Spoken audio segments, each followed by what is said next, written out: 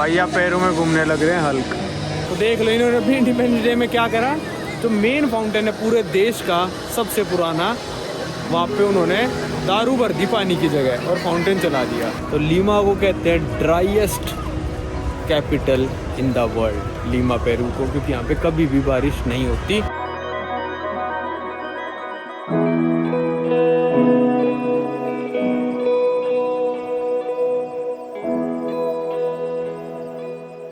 स्वागत है भाई आप सभी लोगों का एक नई वीडियो में। हम आ गए थे हुआका चीना से बस लेके लीमा। तो भाई लीमा आ गए थे हम लगभग 3 दिन पहले, रेस्ट कर रहे थे बस। हमने सोचा था लीमा में आराम से रेस्ट करेंगे 5-6 दिन, और फिर हम आज का हमारा टूर है, एक सिटी टूर बुक कर रखा है हमने, 4-5 घंटे बंदा घुमाएगा। फिर हमारी परसों की यहाँ से फ्लाइट है। तो अभी हम सुबह सुबह जा रहे हैं भाई इंडियन रेस्टोरेंट। 3 इंडियन रेस्टोरेंट हम ट्राई कर चुके हैं ऑलरेडी 3 दिनों में। हमको जो सही लगा वो था भाई मंत्रा इंडियन रेस्टोरेंट है एक, पर उसके थोड़े प्राइसेस ज़्यादा हैं। और एक है ताजमहल जहाँ पे हम जा रहे हैं, उसके प्राइसेस सही हैं, खाना भी सही है। और तीसरे वाला था शायद मसाला, उसका छोले भटूरे ठीक थे, छोले भटूरे थोड़े अजीब से थे। भाई यहाँ पे भी कह रखा है बहुत ज़्यादा स्नैचिंग का है। और कल मैं फ़ोन पता करने गया था तो ये 16 Pro 256 यहाँ पे 1,52,53,000 रुपये का है। तो यहाँ पे बहुत महंगा है भाई। तो इसकी फ़ोन की डिमांड भी ज़्यादा होगी, तो यहाँ पे और ज़्यादा केयरफुल रहना पड़ेगा। साउथ अमेरिका में भाई वही है कि एक बार हो जाता है ना तो खौफ सा बैठ जाता है मन में। चलो कोई नहीं, हम चलते हैं इंडियन रेस्टोरेंट। और 2 बजे से हमारा टूर है वॉकिंग वाला। देखते हैं हमको क्या क्या देखने को मिलता है लीमा। पेरू के बारे में मैंने बहुत कम बताया आपको पिछली वीडियो में, पर आपने बहुत सारा पेरू देख लिया ऑलरेडी। पर इस वीडियो में मैं आपको घुमाऊंगा पेरू की पीरी की कैपिटल सिटी लीमा।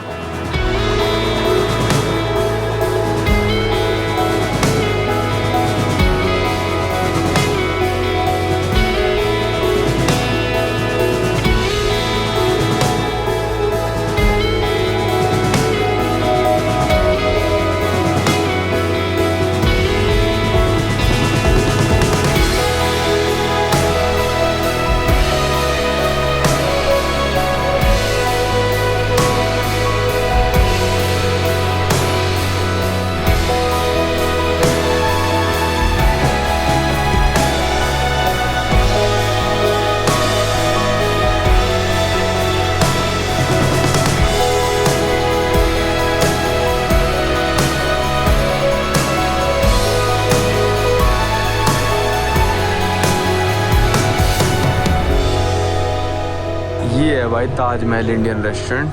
चलो चलते हैं। लो भाई ये आ गया अपना खाना, chicken tikka masala with garlic naan, पाजी का आलू मटर रायता और गार्लिक नान। चलो खाते हैं। चलो भाई टूर हो चुका है स्टार्ट। देखते हैं आज क्या क्या देखने को मिलता है लीमा में।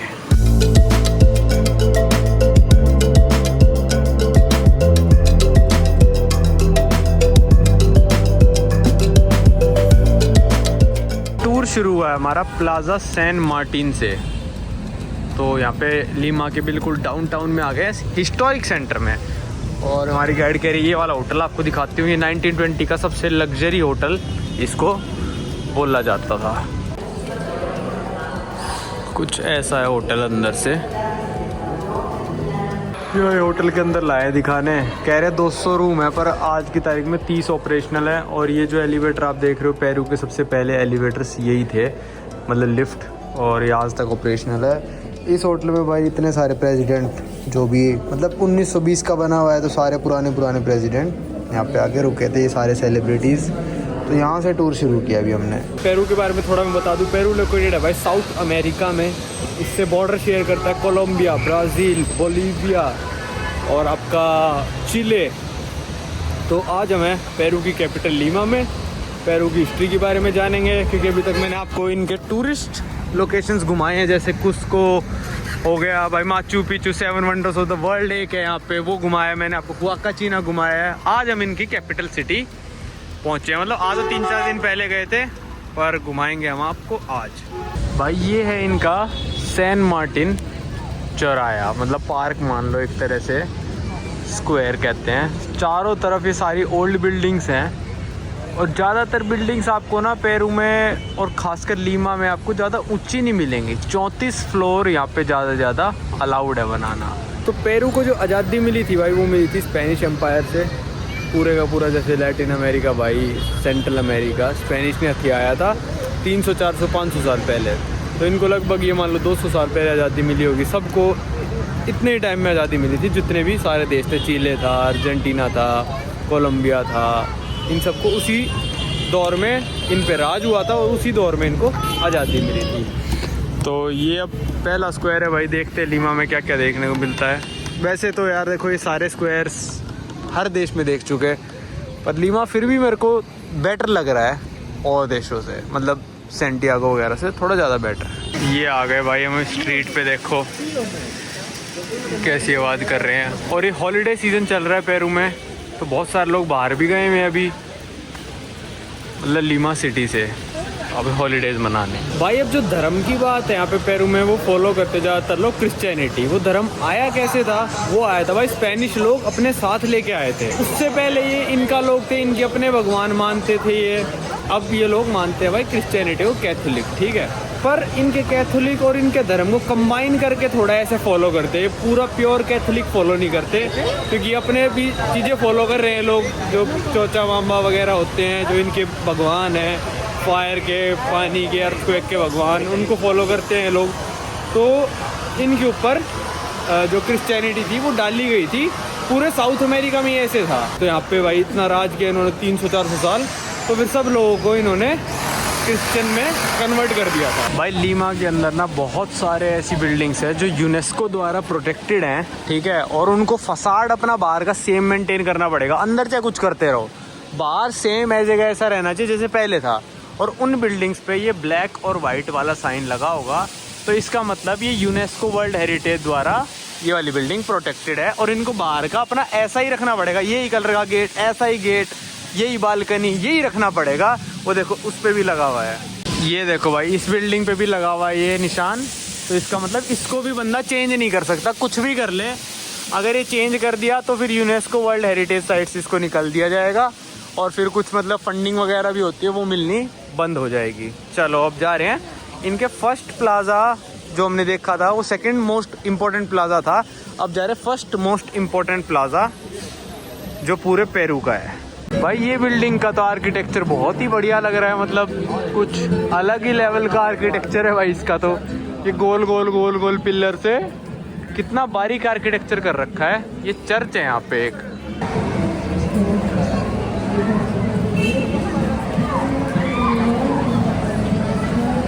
भाई ये जैसे बंदा खड़ा है ना जैकेट में, ये यूरो डॉलर चेंज करता है। और हमारी गाइड ने बताया कि इनसे चेंज करना मनी बिल्कुल सेफ है। मतलब वैसे कई देशों में तो भाई खतरा होता है ना, इसने यूरो डॉलर का साइन पहन रखा है, तो इसके साथ सेफ है मनी एक्सचेंज करना। सड़क पे भीड़ बहुत ज़्यादा है, मतलब ऐसा लग रहा है छुट्टियाँ चल रही हैं, पता नहीं क्या पूरा लीमा यहाँ पे आ गया। लीमा की पॉपुलेशन में बताऊँ तो मेरे एक्सपेक्टेशन से बहुत ज़्यादा थी, 12 मिलियन, 1.2 करोड़। भाई ऐसे देशों में पॉपुलेशन बहुत कम मिलती है, तो लीमा की बहुत ज़्यादा पॉपुलेशन है। और मैं आपको बता रहा था कि यहाँ पे 34 फ्लोर से ऊंची बिल्डिंग नहीं बन सकती, क्योंकि ये अर्थक्वेक जोन में आता है। बहुत ज़्यादा अर्थक्वेक आते हैं यहाँ पे, डेली अर्थक्वेक आते हैं 3-4 रिक्टर स्केल वाले। अभी लेटेस्ट भी आया था भाई, कहाँ पे आया था वो, रशिया में, जो रशिया का ईस्ट साइड है वहाँ पे आया था। तो उसकी सुनामी वार्निंग यहाँ तक आई थी, हमारे आईफोन में बज रही थी भाई।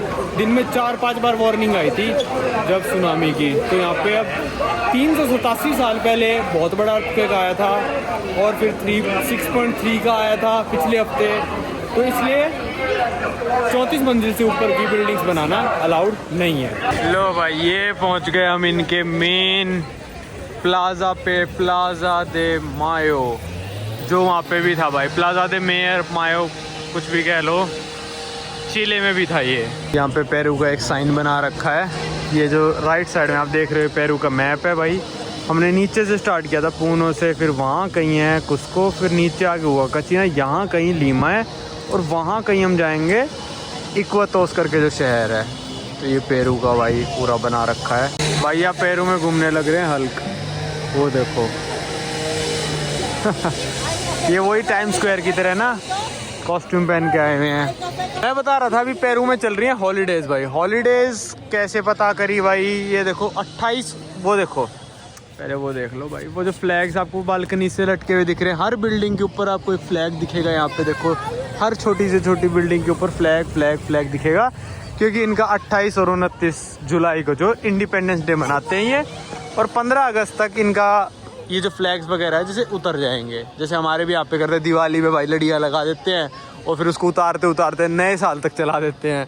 तो ऐसे यहाँ पे 15 एक दिन बाद ये फ्लैग उतर जाएंगे। आज अगस्त 1 हो रही है, तो 2-3 दिन पहले इनका इंडिपेंडेंस डे था जब हम हुआक्का चीना में थे लगभग। भाई यहाँ पे तो सबसे इंटरेस्टिंग ये चीज़ बताई, ये फुहारा यहाँ पे सबसे पुराना है। जितनी भी आप बिल्डिंग देख रहे हो ना, इनमें सबसे पुराना है फुहारा है। और जो इनका इंडिपेंडेंस डे आया था उस पर बताता हूँ क्या किया है इन्होंने। तो भाई इन्होंने अपने इंडिपेंडेंस डे में इस फाउंटेन के साथ क्या करा, इस फाउंटेन में भाई इन्होंने अपनी ड्रिंक डाल दी जिसका नाम है पिस्को। पिस्को इनकी एल्कोहलिक ड्रिंक है। पिस्को सावर सबसे ज़्यादा फेमस है पेरू में। अगर आप आते हो तो आप एल्कोहल पीते हो तो पी के ट्राई कर सकते हो। तो इन्होंने पिस्को डाल दिया इसके अंदर, कितना 2000 लीटर, और फाउंटेन चला दिया जैसे अभी नॉर्मली चल रहा है। तो इंडिपेंडेंस डे वाले दिन जब फाउंटेन चल रहा था ना, तब उसके अंदर से पिस्को निकल रही थी, और आते जाते लोग यहाँ से ग्लास में पिस्को भरते पी के चले जाते, ग्लास में पिस्को भरते पी के चले जाते। मेरे हिसाब से यार 10-15 हज़ार लोगों में ख़त्म हो गया होगा, थोड़ा थोड़ा पी के जा रहे होंगे। तो देख लो इन्होंने अभी इंडिपेंडेंस डे में क्या करा, जो मेन फाउंटेन है पूरे देश का सबसे पुराना, वहाँ पे उन्होंने दारू भर दी पानी की जगह और फाउंटेन चला दिया। कमाल है भाई। अब मैं आपको दिखाता हूँ इस स्क्वायर में कौन सी बिल्डिंग है और वो क्या क्या है। तो ये पूरा स्क्वायर है, सामने है ये भाई पैलेस ऑफ प्रेसिडेंट, यहाँ पे इनके प्रेसिडेंट रहते हैं। लेफ्ट साइड यहाँ पे इनके प्रेसिडेंट रहते हैं इस वाले में, बीच में और उस साइड सारा ऑफिसेज वगैरह मिनिस्ट्रीज वगैरह हैं। ये है भाई लीमा के मेयर का ऑफिस। यहाँ पे सारा मतलब साफ़ सफाई वगैरह जो भी है, जो भी मेयर काम करता है वो ये मेयर का ऑफिस है। वहाँ पे देखो आप दुकानें वगैरह नहीं है, ये सारे शॉपिंग सेंटर्स हैं। ये देखो नीचे इसके सारी दुकानें हैं। तो सारा पुराना है, पर सबसे ज़्यादा पुराना मैंने बताया फाउंटेन है। फिर ये चर्च आ गया इनका, जो 1700 में अर्थक्वेक आया था ना, 387 ईयर्स पहले। वहाँ पे जो इनका असली वाला चर्च था वो कोलैप्स हो गया था, तो ये दोबारा बनाया था। वहाँ पे आप देखोगे ऊपर तो है वेटिकन सिटी का फ्लैग। तो अब ये एरोप्लेन उड़ा रहे थे मेरे को आके लगा, मैं कहा कौन मार रहा है भाई। तो वहाँ पे इनके अभी आर्क बिशप रहते हैं, जहाँ पे वेटिकन सिटी का फ्लैग देख रहे हो। तो ये इनका भाई मेन स्क्वायर पूरे कंट्री का है, जैसे हर देश में एक स्क्वायर मेन होता है।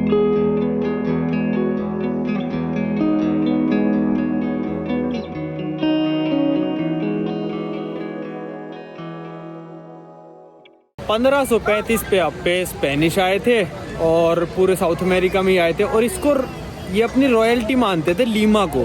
उसका मतलब क्या है, एक कॉलोनी होती है, एक रॉयल्टी होती है। रॉयल्टी को मतलब कहते थे स्पेनिश लोग कि हमारे देश का ही पार्ट है, स्पेन का ही पार्ट है, पर जो कॉलोनी होती है मतलब उस पर हम राज कर रहे हैं। और 1535 के पहले आप इनका साम्राज्य का मैप देखो, जो माचू पिच्चू वगैरह का साम्राज्य था, सारे देशों में फैला हुआ था, पर थोड़ा छोटा एरिया था। जो 1650 का मैं लगाता हूँ स्पेनिश लोगों का मैप, वो देखो भाई आप, कितना स्पेनिश लोगों ने साउथ अमेरिका को कब्जा कर रखा था। 1650 आते आते मतलब 115 साल में इतना एरिया स्पेनिश लोगों ने कब्जे में कर लिया था।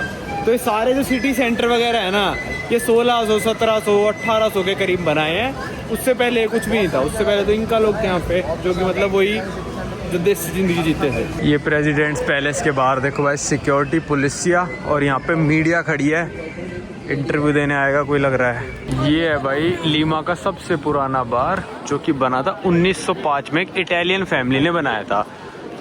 तो अंदर चल के देखते हैं भाई कैसा क्या आर्किटेक्चर है इस बार का। ये है भाई लिटरेचर म्यूजियम। पहले ये स्टेशन होता था, ट्रेन स्टेशन, वो देखो एस्तासियोन लिखा है। पहले स्टेशन होता था, पर फाइनली भाई इतनी ट्रेनें लेट होती थी, कह रही हमारी गाड़ी आती जाती लेट होती रहती थी। तो फाइनली गवर्नमेंट ने ट्रेन कर दी बंद। अब तो सिर्फ वही चलती है, पूनो और कुस्को वाली जो मैंने आपको दिखाई थी। अब यहाँ से ट्रेन तो चलती हैं, पर सिर्फ वो मिनरल्स कैरी करती है, मतलब एक प्राइवेट कंपनी को भेज दी जो माइनिंग करती है, तो माइन का सामान जाता है। अब ये मेरे आगे देखो एक स्ट्रीट आई है, कितनी सुंदर लग रही है भाई ये वाली स्ट्रीट। वाओ, ये पूरी की पूरी स्ट्रीट रीस्टोर्ड है। आपको लगेगा सारे पुराने हैं, पर देखो इनमें से किसी भी उस पर यूनेस्को वर्ल्ड हेरिटेज का वो साइन नहीं लगा हुआ, क्योंकि इन्होंने वापस से बना दी है। तो इसलिए यूनेस्को, अगर आप रीस्टोर कर देते हो कोई चीज़ को, तो ये यूनेस्को वर्ल्ड हेरिटेज साइट में नहीं काउंट करी जाती। यहाँ पे सारे सोवेनियर शॉप चल रहे। देखो ये वाली रीस्टोर नहीं लग रही ना आपको बिल्डिंग, तो इस वाली पे वर्ल्ड हेरिटेज का साइन लगा हुआ है, क्योंकि रीस्टोर नहीं करी गई। चलो चलते हैं आगे। आज थोड़ा मौसम ऐसा हो रहा है, बादल बादल से छा रखे हैं, तो आपको ब्लू स्काई कल दिख रहा था, पर आज पूरा क्लाउडी है। ये आ गए भाई हम इस चर्च पे। इस चर्च को बनने में 130 साल लगे थे। 1500 के सन के करीब स्टार्ट हुआ, 1530-40 के करीब, और 1670 में जाकर ख़त्म हुआ। और इसके चर्च के अंदर जाएंगे और हम नीचे जाएंगे इस चर्च के, जहाँ पे कैटाकॉम्स है। कैटाकॉम्स क्या है भाई? जहाँ पे फर्स्ट कैथोलिक पीपल जो यहाँ पे आए थे, मतलब जिनको बनाया गया था या फिर आए थे, उनको दफनाया गया था। एक तरह से कब्र है इस चर्च के नीचे। भाई अभी हम करके आ गए कैटाकॉम्स का टूर। और कैटाकॉम्स का मतलब क्या होता है, कैटाकॉम्स के टूर में हमने क्या देखा वो सब बताता हूँ भाई। वहाँ पे फोटोज़ और वीडियोज़ लेना अलाउड नहीं था। ये चर्च है। पहले के ज़माने में क्या होता था, चर्च सबसे इम्पोर्टेंट जगह होती थी। इन्हीं के नीचे शमशान घाट होते थे, यहीं पे सीक्रेट्स छुपाए जाते थे, यहीं पे सबसे इम्पोर्टेंट किताबें होती थी, यहीं पे सबसे इम्पोर्टेंट लोग रहते थे जो बिशप वगैरह थे। तो ये सबसे इम्पोर्टेंट बिल्डिंग होती थी 400 से 500 साल पहले, मतलब जितने भी दुनिया में चर्च वगैरह थे। आपने कई सारी मूवीज़ भी देखी होंगी, ट्रेजर हंटिंग की, नेशनल ट्रेजर। अभी मैं कल परसों फाउंटेन ऑफ यूथ देख रहा था, तो उन मूवीज़ में क्या दिखाया जाता है कि सारे सीक्रेट्स जो पुराने ज़माने के हैं वो चर्च में छुपाए जाते थे। तो जब हम कैटाकॉम्स में गए भाई, तो कैटाकॉम्स में जाने का मतलब था शमशान घाट में जाना। जो रोमन कैटाकॉम्स होते हैं भाई, वो होते हैं चर्च की जो सतह है उससे 30 से 40 फुट नीचे, वहाँ पे शमशान घाट होता है पूरा एक अंदर। एक नेशनल ट्रेजर मूवी है, उसमें भी दिखा रखा है कैथलिक चर्च के 30 से 40 फुट नीचे वहाँ पे इंपॉर्टेंट लोगों को दफनाया जाता है। इन चर्चेज में क्या था, सिर्फ और सिर्फ 30 सेंटीमीटर नीचे शमशान घाट था। पूरा भूल भुलैया था भाई अंदर, मतलब यहाँ से छोटी सी सड़क जा रही है, यहाँ से जा रही है, पूरे चर्च के अंदर पूरा भूल भुलैया था। और वहाँ पे करोड़ों की संख्या में हड्डियाँ पड़ी थी। मैं फ़ोटो मिलेगी तो दिखाता हूँ भाई, लगाता हूँ मतलब यहाँ पे। वहाँ पे फ़ोटोज़ वीडियो बनाना अलाउड नहीं था। लाखों की संख्या में हड्डियाँ पड़ी हैं, पूरा कब्रिस्तान था वो। मतलब कैटाकॉम्स एक तरह से भूल भुलैया वाला कब्रिस्तान जो अंडरग्राउंड होता है, चर्च के नीचे होता है। अब ये चर्च भाई ओपन है, इसके अंदर जाके आपको एटलीस्ट मैं चर्च तो दिखा ही सकता हूँ वीडियो रिकॉर्ड करके। तो भाई ये है चर्च अंदर से। अब मैं आपको दिखाता हूँ कि वो कैटाकॉम्स कहाँ थे। तो जो कैटाकॉम्स की हड्डियाँ हैं वो देखो भाई यहाँ रखी हैं। थोड़ा सा झलक मैं आपको दिखा देता हूँ।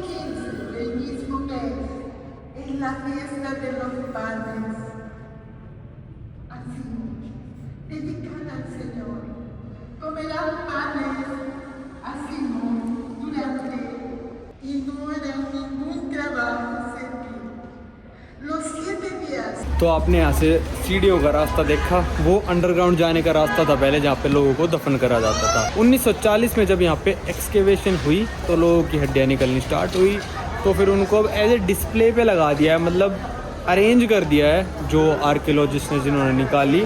वैसे नहीं थी, वैसे तो कब्रें थी भाई पूरी बंदों की, पर अब वो हड्डियाँ इतनी सारी हो गई, उनको ऐसे डिस्प्ले पे लगा रखा है। मेरे को थोड़ी बहुत फ़ोटोज़ मिलेंगी तो मैं लगा देता हूँ, को समझने में ईजी होगा। पर ऐसा कैटाकॉम्स का टूर भाई मैंने तो कहीं पे भी नहीं करा था, मेरे को बहुत ही अच्छा लगा। और आप आओ तो 20 सोलेस ज़रूर खर्च करना। 500 रुपये की टिकट है, अंदर जाना, पूरा अंदर से देखना। एक बहुत पुराना बुक्स म्यूज़ियम भी था जहाँ पे सबसे पुरानी बुक्स रखी हुई थी, वो भी बहुत अच्छा था। मतलब ओवरऑल इसके अंदर जाना 500 रुपये दे के वर्थ इट है। अब चलते हैं आगे।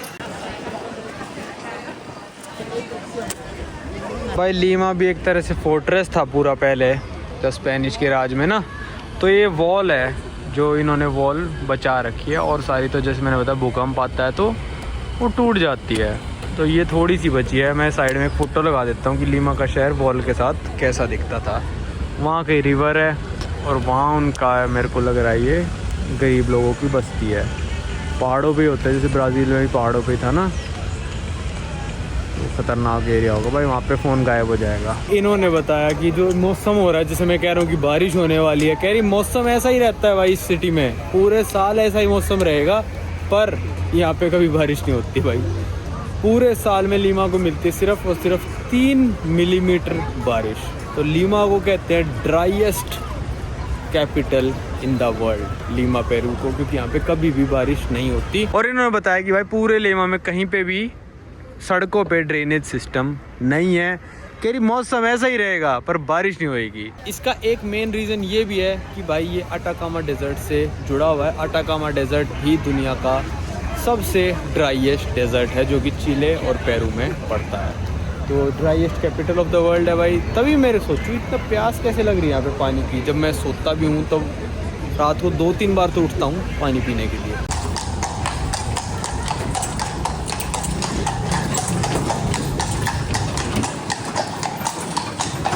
कुछ ज़्यादा ही हिस्टोरिकल सिटी है यार लेमा तो, मतलब कुछ ना कुछ आए जा रहा है। ये आ गए भाई उस ब्लू वाले चर्च के अंदर। चर्च ही चर्च बना दिया भाई यहाँ पे तो स्पेनिश लोगों ने आके। ये वाला चर्च लीमा का फर्स्ट चर्च था और इस चर्च की जो टावर है 40 मीटर ऊंची है। सबसे ऊपर अगर आप टावर पे जाओगे तो आपको यहाँ से पैसिफिक ओशन दिखता है, लीमा का कोस्ट दिखता है। कोई एनिमी वगैरह उस टाइम पे आते थे तो घंटी बजा देती थी कि भाई दुश्मन आ गए। अभी तो क्या पता इसके आगे बिल्डिंग्स वगैरह बन गई, ऊपर लीमा में नहीं बनी होंगी क्योंकि अर्थक्वेक जोन है तो ज़्यादा ऊंची बिल्डिंग बना अलाउड नहीं है। तो बिल्कुल ही कोस्ट पे है, फिर भी इतना ड्राई है भाई, देख लो। चलो बहुत ही अच्छी सिटी है घूमने के लिए, 2-3 दिन आप आराम से स्पेंड कर सकते हो और काफ़ी कुछ है देखने वाला भाई। पेरू की कैपिटल लीमा में 5वां दिन। कल हम गए थे हिस्टोरिक सेंटर देखने, आज हम कहीं और जाएंगे, पर उससे पहले मैं जा रहा हूँ भाई अपने हेयर कट कराने। यहाँ पे लगभग 10 बजे बार्बर खुल जाते हैं मीरा फ्लोरेस में, और बार्बर हैं बहुत महंगे भाई यहाँ पे, मतलब पेरू के हिसाब से ना। दाढ़ी सेट करने का, बाल काटने के 80 सोलेस लेंगे, लगभग 2000 रुपये। चलो कटवा के तो आनी पड़ेंगे भाई, बहुत दिन हो गए। चलो रोमेनिया में कटवाए थे लास्ट टाइम, तो 1.5 महीने से ऊपर हो चुका। चलो पास में ये बार्बर चलते हैं भाई। ये जिस एरिया में हम रुके हुए हैं ना, इसका नाम मीरा फ्लोरेस एरिया है, और सबसे ज़्यादा सेफ, सबसे ज़्यादा सिक्योरिटी वाला, और सबसे ज़्यादा पार्टी, और सबसे ज़्यादा मतलब दिखने में अच्छा पूरे लीमा में यही एरिया है। सारे टूरिस्ट, सारे हॉस्टल्स भी यहीं पे। हमने तो अपार्टमेंट ले रखा है क्योंकि 5-6 दिन रेस्ट करना था। तो ये सबसे बेस्ट एरिया मीरा फ्लोरेस को बताते हैं भाई। यहाँ आ गया था मैं बार्बर शॉप पे, बिल्कुल ही पास थी। बहुत सारी बार्बर शॉप्स हैं यहाँ पे, लग्जरी सी है, मतलब बना रखी है बंदे ने भाई। ये थी बार्बर की शॉप, यहाँ पे मैंने बाल कटवाए, दाढ़ी बनवाई, थोड़ा कलर कराया। तो कलर के और बाल कटवाने के थे भाई 100, मतलब थोड़ा कलर लगवाओ चाहे पूरा लगवाओ 100, मतलब 100 लेंगे टोटल। और फिर दाढ़ी के थे 40, और बाल और दाढ़ी का कॉम्बो था 80 का। तो मैंने कहा, वो कहता फिर 140 होंगे आपके। Gracious, You can review in Google. Sure, thank you, gracious. भाई बार्बर ही आ गया था, मक्का चोर आ गया साइड में। तो मैंने इससे कहा भाई कि 100 + 30 कर ले, 40 में तो यार मैं ट्रिमर ही खरीद लूँगा। ट्रिमर मैं न्यूयॉर्क छोड़ आया था क्योंकि वो मेरा पुराना हो गया था, नया खरीद लूँगा अब मैं। तो कहता है यार मेरी दुकान नहीं है, मैं तो यहाँ पे एम्प्लॉय हूँ, बॉस से पूछना पड़ेगा मेरे को, क्योंकि बॉस कैमरे में देख ले कि मैंने दाढ़ी सेट करी है तो उसके कहेगा 140 बनते हैं, तूने 130 क्यों लिए। फिर कहता मैं बॉस से पूछूंगा। तो मैंने कहा भाई पूछ ले। फिर थोड़ी देर बाद कहता बॉस मान गया 130 में, तो मैं आपकी 130 में कर दूंगा। 130 ये देख लो भाई आप, लगभग 3100 या फिर 3000 रुपये बन जाते हैं। तो ये थोड़ा एरिया भी महंगा था, और हर 2-3 महीने में सब कराना ही पड़ता है। कलर तो मैं कम ही कराता हूँ, पर 2-4 महीने में एक बार कराना पड़ता है। थोड़े सफ़ेद बाल आने लग गए भाई, अब क्या कर सकते हैं। चलो भाई ना धो लिए, पाजी गए हुए आज अपने सब्सक्राइबर के पास मिलने, तो वो आज मेरे साथ नहीं है क्योंकि मैं बाल कटवाने चला गया। बार्बर ने भाई 2 घंटे लगा दिए, तो फिर मैंने कहा आप चले जाओ, कोई दिक्कत नहीं है। तो आज हम चलेंगे भाई यहाँ से, जो हमारे पास में मीरा फ्लोरेस का एरिया एक्सप्लोर करने। इससे पहले आपको मैंने हिस्टोरिक सेंटर का एरिया दिखाया था। यहाँ पे अभी हम जाएंगे कैनेडी पार्क, जो बिल्कुल ही पास में है, फेमस पार्क है। हमारी गाइड भी कह रही थी भाई आपको जाना चाहिए, तो मैंने कहा ठीक है। फिर उसके बाद हम जाएंगे भाई, यहाँ पे क्लिफ है, पार्क है भाई, बहुत ही बढ़िया पार्क है। मैंने अभी वीडियो में देखा, पूरा क्लिफ है, नीचे समुंदर दिखता है, वहाँ से हम ड्रोन उड़ाएंगे। ड्रोन में भूला है, अभी दोबारा जाके लेके आ जाता हूँ, वीडियो की वजह से याद आ गया। और फिर हम जाएंगे, एक मॉल है, उस क्लिफ के अंदर ही एक मॉल बना रखा है। फिर एक है भाई लव पार्क, वहाँ जाएंगे भाई, और शायद तब तक सनसेट हो जाएगा। शाम को मेरा प्लान है कसिनो खेलने जाएंगे। बहुत दिन हो गए, अमेरिका में खेला था शायद 1 साल पहले, तो अब कसिनो खेलने जाएंगे। तो ड्रोन ले आऊँगा फटाफट। ये जा रहे हैं भाई हम पार्क की तरफ अब, और पहुँच ही गए हैं लगभग शायद पार्क में। पर बहुत ही अच्छी सिटी लगी मेरे को तो लीमा। वैसे घूमे हम कम ही दिन, 2-3 दिन ही, पर काफ़ी अच्छी बना रखी है सिटी ओवरऑल ना। काफ़ी कुछ है करने को लीमा में, जैसे कि सैंटियागो में इतना नहीं था, जिले में फ़ोन और चोरी हो गया वहाँ पे, और ब्राज़ील के साओ पाउलो में भी इतना नहीं है, पर लीमा में काफ़ी कुछ है भाई। ये ना यहाँ पे मीरा फ्लोरेस एरिया की पुलिस है, सेरानजो करके जो है, एक ये लड़की बुला के लेके गई इसको, स्टोर वाली, कि वो जो उस लड़की की चेकिंग करने लग रहा है ना, पुलिस वाला बोली कि उसने कुछ चोरी करी है। तो पुलिस वाला गया है और उसकी चेकिंग करने लग रहा है, मतलब प्राइवेट सिक्योरिटी नहीं है वो। यहाँ पे पुलिस वाला खड़ा था, यहाँ से उसको लेके गई है, और शायद उसके पास कुछ नहीं मिला लड़की को, तो छोड़ दिया वो उसको। ये है भाई एरिया का नाम मीरा फ्लोरेस। सबसे ज़्यादा जो हाउस टैक्स पूरे लीमा में लोग देते हैं, वो इसी डिस्ट्रिक्ट के लोग देते हैं। यहाँ पे जो हाउस टैक्स डिपेंड करता है वो आपके एरिया पे करता है, कि भाई आप कौन से एरिया में रह रहे हो, वहाँ पे पुलिस की कितनी तैनाती है, सिक्योरिटी कितनी है, और ग्रीन एरियाज़ कितने हैं उस मतलब एरिया में। अगर डिस्ट्रिक्ट में ज़्यादा ग्रीन एरियाज़ हैं तो आपका हाउस टैक्स ज़्यादा लगेगा। अगर मतलब स्लम टाइप एरिया है, ग्रीन एरियाज़ नहीं है, पुलिस की सुरक्षा कम है, तो वहाँ पे हाउस टैक्स काफ़ी कम लगेगा उस एरिया के हिसाब से। तो इस पार्क में एक कैथीड्रल भी बना रखा है, कैनेडी पार्क नाम है इसका। और यहाँ पे कहते हैं बिल्लियाँ बहुत सारी हैं इस पार्क में ना, तो वो लोग देखने आते हैं कि भाई कैसी बिल्लियाँ हैं। ऐसे तो भाई हमारे इंडिया में घूमती रहती है बिल्लियाँ।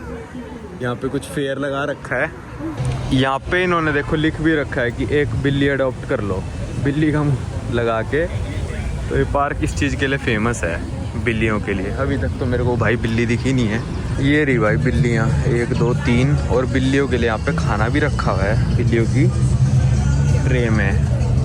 और ये लड़की भी किसी को हेलो। अच्छा, यहाँ पे ये बना रखा है इन्होंने, बिल्लियों के शेल्टर भी बना रखे हैं। ये सारी स्ट्रे कैट्स हैं, कोई अडॉप्ट करना चाहे तो इनको कर सकता है। यहाँ पे सारे जूते साफ़ करने वाले बैठे हैं।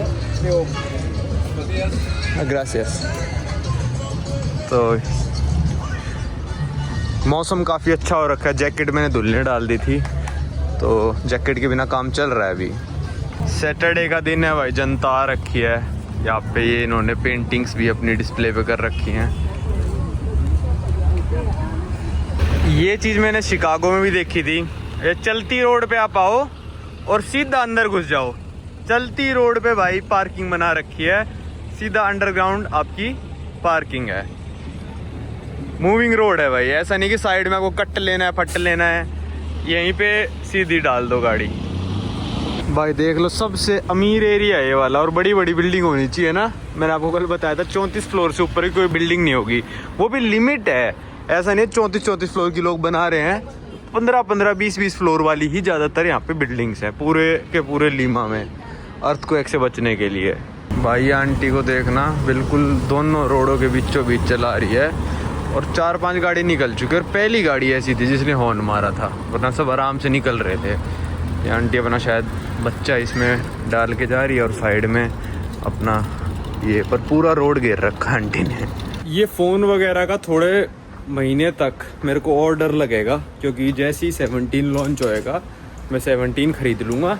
उसको मैं वीडियो रिकॉर्डिंग के लिए रखूँगा, क्योंकि ऑब्वियसली बात है उसका कैमरा बेटर आएगा, और इसको मैं पर्सनल फ़ोन बना दूँगा। और फिर 17 चोरी हो जाए मेरे हाथ में से, कोई दिक्कत वाली बात नहीं है, क्योंकि रेयर होता है ऐसे चोरी होना, पर हो जाए कोई दिक्कत नहीं होगी, क्योंकि मेरा पर्सनल डाटा सारा सेफ़ रहेगा। वीडियोज़ जाएंगी एक वीडियो, क्योंकि मैं डेली अपलोड कर देता हूँ ऑनलाइन। तो जब तक 17 नहीं लॉन्च होता, थोड़ा मेरे को ख़तरा सा लगता रहेगा कि फ़ोन चोरी होएगा। तो अगर मैं बोल लूँ तो समझ जाना, एक बार कभी हो जाता है ना, तो फिर क्या करें यार, लगता ही रहता है। 17 का वेट कर रहा हूँ, 1 महीने के अंदर लॉन्च हो जाएगा। जापान से शायद मैं ख़रीद लूँगा। किस्मत ऐसी थी, मैं वहाँ से चल के आया और यहाँ पे खड़े थे पाजी और उनके साथ एक अंकल जी, और हमने यहाँ पे 15-20 मिनट बात करी। वो टैक्सी से कहीं और जा रहे हैं, तो भाई किस्मत कैसी थी ना, मैं हॉस्टल से आ गया 1.5 किलोमीटर चल के और पाजी यहाँ खड़े मिले मेरे को। ये है पार्क, इसका नाम है मालाकोन दे मिराफ्लोरेस। भाई यहाँ पे पैराग्लाइडिंग वगैरह होने लग रही है और यहाँ से अब पूरा दिखेगा आपको पैसिफिक ओशियन। यहाँ उड़ाते हैं थोड़ा ड्रोन वगैरह और इंजॉय करते हैं। इस साइड जाके पार्क दे अमोर है, वहाँ भी चलेंगे। अब वाह क्या नज़ारा है। और ये बादल मैंने आपको बताया ना, यहाँ पे भाई driest capital in the world है ये। यहाँ कभी भी बारिश नहीं होती, यहाँ ड्रेनेज सिस्टम भी नहीं है, बारिश भी नहीं होती और ये बादल ऐसे ही रहेंगे पर बारिश नहीं होएगी। वाह भाई क्या नज़ारा है पैसिफिक ओशन का। और नीचे चलने लग रही है भाई, देखो वो रोड और एक क्लिफ है तो आपको यहाँ से अच्छा नज़ारा मिलेगा। वहाँ पे देखो पैराग्लाइडिंग, पैराशूट भी उनके उड़ने लग रहे हैं पूरा। बहुत ही अच्छा वेदर हो रखा है, थोड़ा सा क्लाउडी है। चलो अब यहाँ पे थोड़ा ड्रोन उड़ा के आपको दिखाते हैं नज़ारा।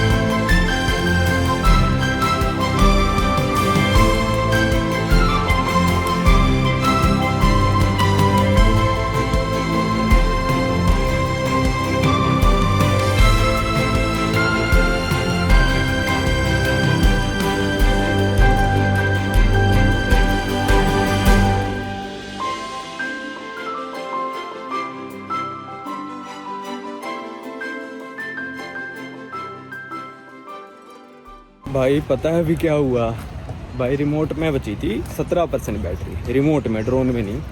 तो मैंने कहा 17 बहुत होती है, उड़ जाएगा, इसको रिमोट को थोड़ी उड़ना, इसमें तो बस डिस्प्ले काम करेगा। तो उड़ाता रहा, हो गए लगभग 10-12 मिनट उड़ते उड़ते। फिर भाई यहाँ पे 2-3 पुलिस वाले आ गए। मैंने कहा भाई यहाँ पे पैराग्लाइडिंग भी होने लग रही है। तो मैंने पैराशूट्स देख लिए थे, इनके कितने लेवल तक जा रहे हैं, इनके देखो उस लेवल तक जा रहे हैं, जो कि मुश्किल से ये मान लो कि भाई 50 मीटर ऊपर होंगे ये बस, ठीक है। तो मैं ड्रोन उड़ा रहा था लगभग 150 मीटर ऊपर, नो फ्लाई जोन भी नहीं है यहाँ पे। तो मैं सिटी के ऊपर ले गया था, क्योंकि ये सिटी के ऊपर नहीं जा रही, बस सिटी से इस तरफ उड़ रहे हैं। फिर भाई क्या हुआ कि आगे 2 पुलिस वाले पता नहीं किससे बात करने लग गए। मेरे को लगा भाई कहीं इनके सिग्नल में ना आ रहा हो कि कोई बंदा ड्रोन उड़ाने लग रहा है, उसको पकड़ के लाओ, ये वो कुछ भी हो सकता है भाई।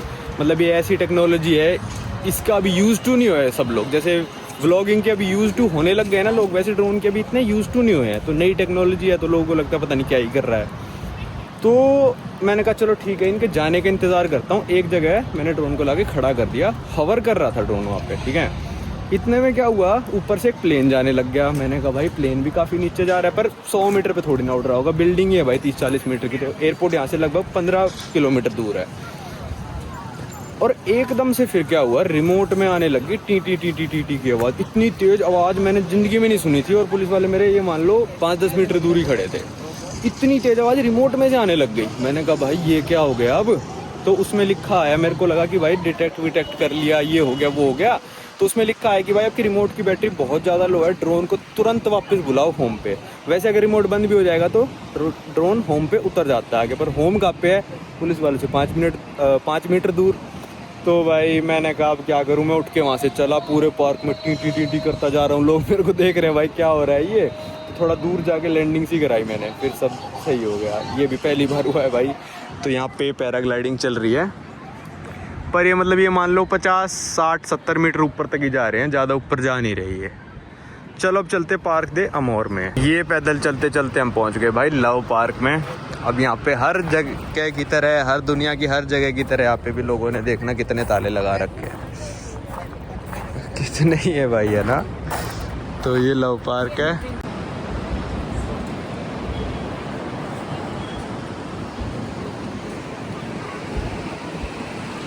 भाई अब आ गया था मैं सबवे, और सबवे में ये रेट है भाई 6 इंच के 19 और 16 और 12 इंच के 28, और 3 ही ब्रेड अवेलेबल है भाई यहाँ पे तो पेरू में। एक ना ये आता है सेबोलितास, ये जरूर डलवाना भाई, आपको मजा सा आ जाएगा ये खा के। एक पेरू में बहुत बड़ी दिक्कत है कि भाई जेब्रा क्रॉसिंग पे ना रोकते नहीं है यहाँ पे। ये बंदे तब से इंतजार कर रहे हैं भाई ऐसे तो ट्रैफिक आता ही रहेगा, तो यहाँ पे और साउथ अमेरिका में फिर भी लोग रोक देते हैं। और पेरू मैंने पहला देश देखा है यहाँ पे ना जेब्रा क्रॉसिंग पे नहीं रोकते। देखो जैसे वो बेचारे खड़े हैं, उसने गाड़ी निकाल ही ली। भाई अभी आए थे रात को यहाँ पे हम सोल्स निकालने, क्योंकि अगले देश में जो मेरे को है ना कैश चाहिए, वहाँ पे ब्लैक मार्केट चलती है, तो यहाँ पे सोलेस करेंसी काफ़ी स्ट्रॉन्ग है और डॉलर के साथ या यूरो के साथ आप एक्सचेंज कर सकते हो। वैसे ही करने तो मेरे को यूरो के साथ एक्सचेंज थे, पर चलो कोई नहीं, डॉलर के साथ थोड़ा डॉलर करा लेंगे, थोड़ा यूरो करा लेंगे। पीछे जो मैंने दिखाया था ना आपको, जैकेट में खड़े रहते हैं लोग, सेंटर हिस्टोरिका में कल जो हमारी गाड़ी बता रही थी उसी से करा है। तो बंदे ने पता है क्या पूछा, कितने कराने? हमने कहा 800 सोल्स एक्सचेंज कराने हैं। तो कहता अच्छा भाई, हमको लगा कि कहीं नकली डॉलर के नोट ना दे दे हमको। भाई बंदा एटीएम कार्ड लेके गया अपना, पीछे बीसीबी का बैंक था, अपना एटीएम कार्ड डाला, उसमें से 400 डॉलर निकाले और 222 डॉलर हमको दे दिए और 800 सोल्स ले लिए। और रेट गूगल पे दिखा रहा है $1 is equal to 3.59 soles, exactly same rate दे दिया भाई $223 का। यकीन ही नहीं हो रहा भाई, ये पहली बार ऐसे एक्सचेंज देखा बंदे ने।